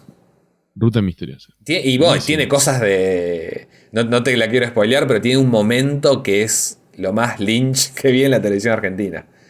Es muy linda. Pero bueno, nada, hasta que no superemos el mayor escollo, que es la difusión. Porque yo lo que digo, ya es muy trabajoso hacer cualquier audiovisual. Pero no se compara el laburo que es después intentar que alguien vea lo que hiciste. Después por ahí lo ven y no les gusta, pero nada, lo llegaron a ver. Pero no... Claro, y siendo que hay tantas pantallas, que todo el mundo tiene una pantalla en el bolsillo, es una picardía, pero nada, cuesta mucho. La difusión cuesta muchísimo. Y habiendo también la cantidad de medios, nuevos medios que hay, porque medio que hoy, viste, todo el mundo quiere ser un medio de comunicación. Vos ves una película, no me acuerdo quién era que lo dijo, lo voy a parafrasear y mal seguro, pero no sé si no fue Frenkel, que decía, me doy cuenta a veces que estoy mirando una película y ya estoy pensando en lo que voy a poner en Letterboxd. Es como que nos hemos convertido en máquinas de querer producir contenido, y uno dice, bueno, hay tanta gente con voz ahora, que se tendría que poder difundir todo muchísimo. Pero bueno, no pasa eso. Lamentablemente, nada.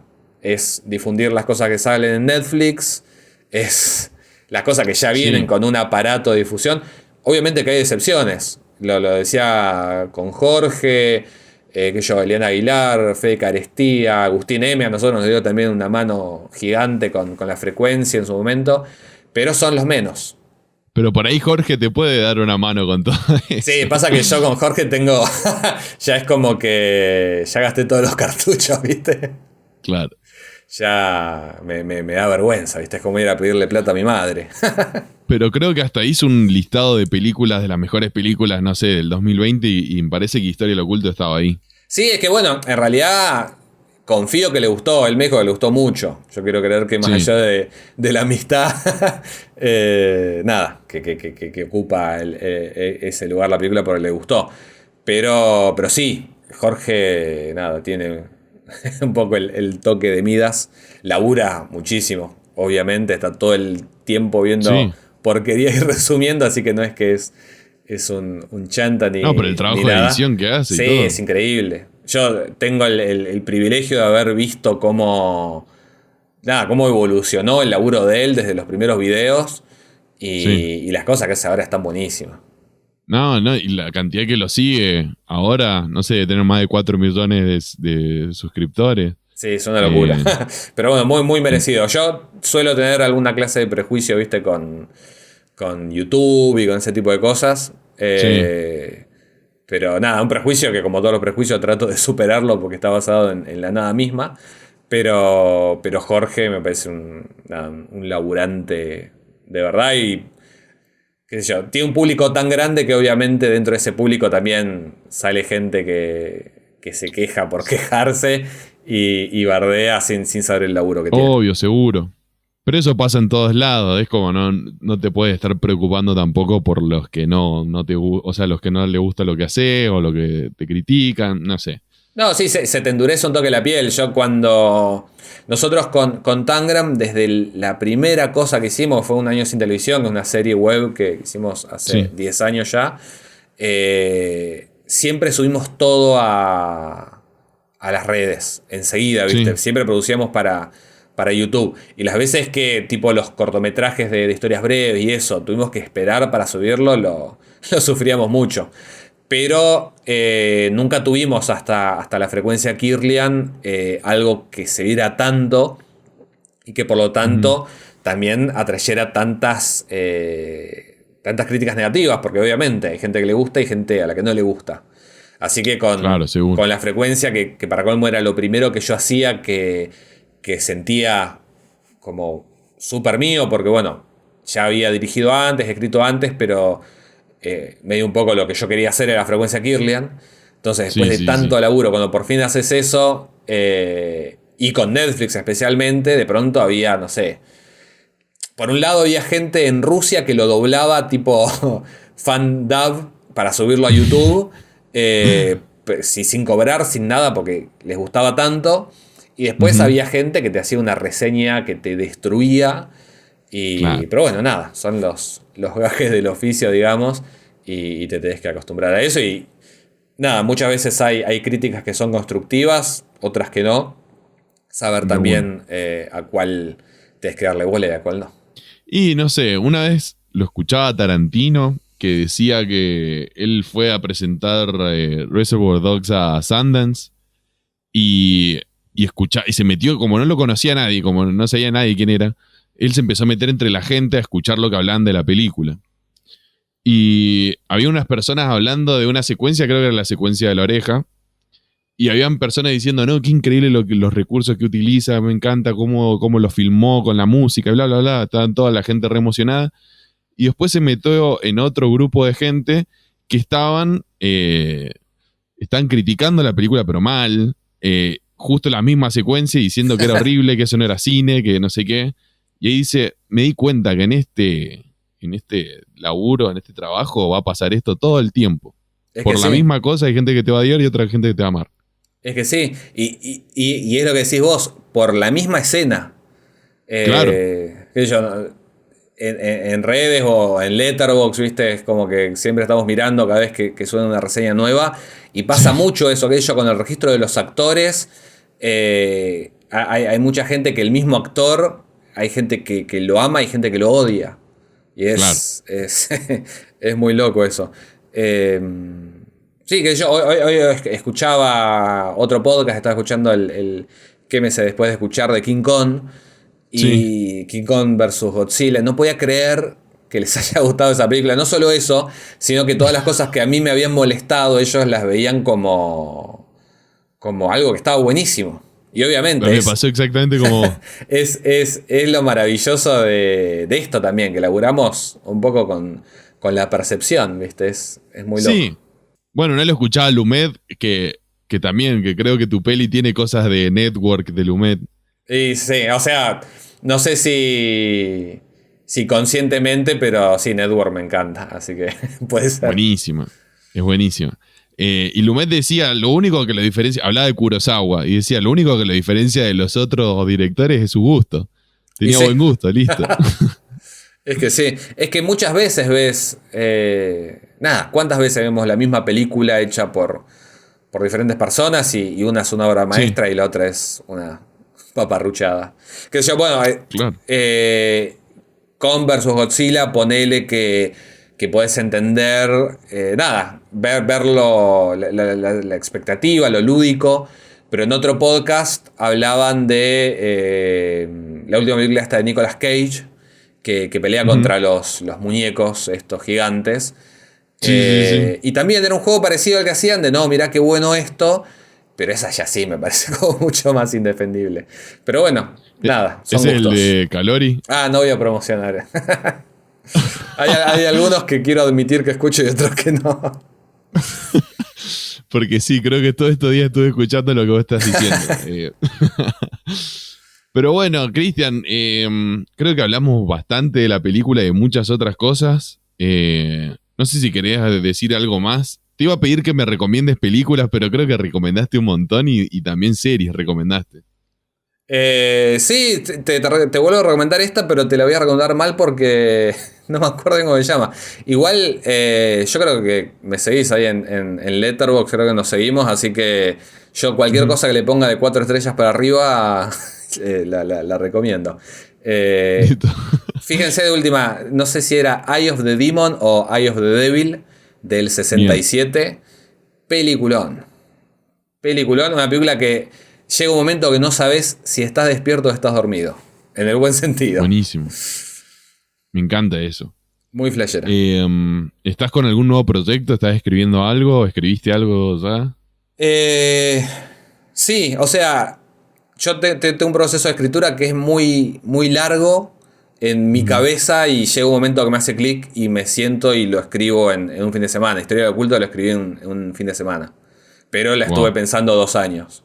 Así que hay un montón de cosas dando vuelta por ahí. Ahora mismo estoy haciendo un videoclip animado como para practicar animación. Así que nada, quizás lo puedan ver dentro de poco tiempo. Es para el disco solista de Marcelo Cataldo, que hace la música de todo lo que dirijo, desde Policompañeros a La Frecuencia Kirlian, ahora a Historia del Oculto. Así que seguramente lo puedan ver dentro de poco.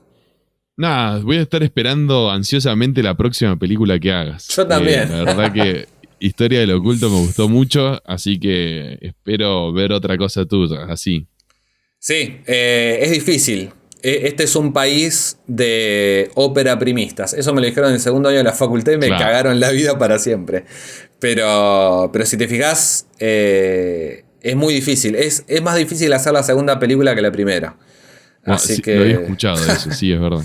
Así que nada. Yo creo de todas maneras que esto que te decía antes, de que la gente está acostumbrada a ver cosas que ya no se ajustan tanto a los estándares.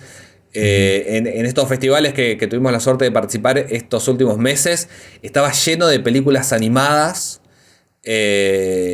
súper toscas algunas, pero que funcionaban por eso justamente, un poco como La Frecuencia Kirlian. Así que nada, siempre tengo puesto la cabeza ahí también, qué sé yo. Si la próxima no es el live action, tranquilamente puede ser una peli de animación.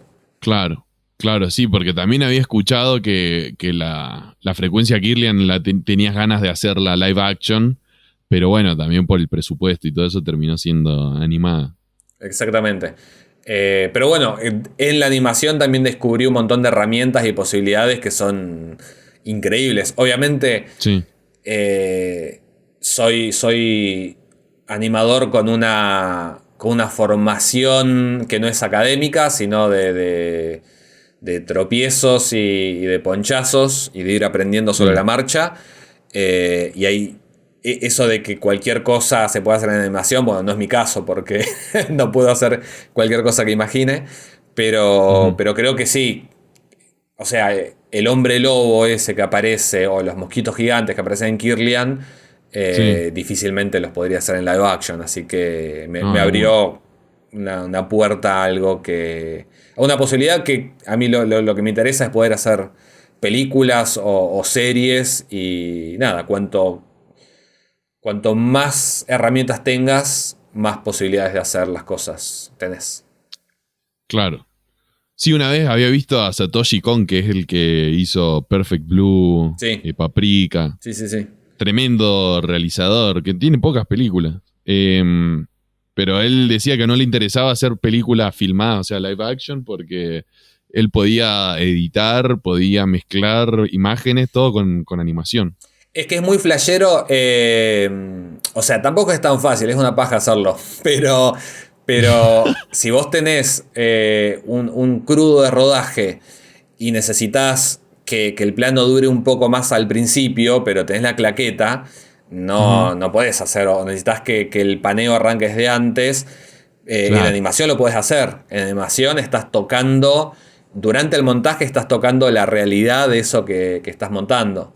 Entonces, Sí. nada, es una batería de posibilidades que el live action no te permite. Después el live action obviamente te permite otro millón de cosas, otra verdad y también si bien obviamente yo laburo con actores de doblaje, pero entran en juego otras herramientas también, que son la expresión Claro. corporal y eso. Pero es lindo. La verdad que me gusta mucho la animación y las posibilidades que da, así que bueno, quizás pase algo por ese lado también. Bueno, estaría buenísimo, buenísimo. Cualquiera de las dos formas, la frecuencia Kirlian y Historia del Oculto me encantaron, así que no sé, voy a estar esperando más. ¿Tenés más temporadas de la frecuencia Kirlian? Ahora estamos viendo porque tenemos la temporada de 5 episodios en Netflix, después tenemos 3 más en YouTube y estamos viendo de sacar 2 episodios más antes de fin de año que cerrarían la serie. Y dejarían o no lo sabemos todavía, la puerta abierta como para un gran final, que quizás sea un episodio más largo, sea una película, no lo sabemos. Pero la serie terminaría ahora antes de fin de año. Bueno, vamos a estar esperándolo ansiosamente. Cristian, muchas gracias por estar acá en el programa. No, gracias a vos por la invitación, la verdad que me divertí mucho, espero no haber arruinado la carrera que pueda llegar a tener con las cosas que dije. Pero bueno, muchas gracias. Si querés puedes dejar tus redes sociales en YouTube donde te pueden seguir como para ver más cosas tuyas. Sí, estoy o sea, no estoy en TikTok porque ya tengo 40 años, me parece un montón. Pero en Instagram, qué sé yo, en las clásicas estoy como Cristian Ponce. No recibo guiones. No les puedo pasar el link de la película por privado. Esas son cosas que ya adelanto. Pero para todo lo demás, la mejor onda. Dale, buenísimo. Buenísimo, Cristian. Un saludo grande. Y a todos los que están del otro lado, los espero en el próximo episodio. Chau, chau.